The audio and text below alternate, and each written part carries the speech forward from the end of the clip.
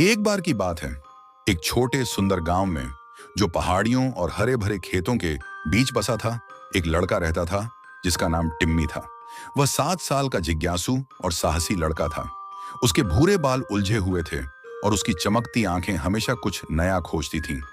गांव बहुत प्यारा था। वहां छप्पर वाले घर थे और रंग बिरंगे बगीचे थे। हवा में बेकरी से ताजी रोटी की खुशबू और बच्चों की हंसी की आवाज आती थी। यह एक साधारण और खुशहाल जगह थी। टिम्मी का परिवार गांव के किनारे जंगल के पास एक छोटी झोपड़ी में रहता था। उसके माता पिता दयालु और मेहनती थे। वे उसे जंगल के जादुई प्राणियों की कहानियां सुनाते थे। लेकिन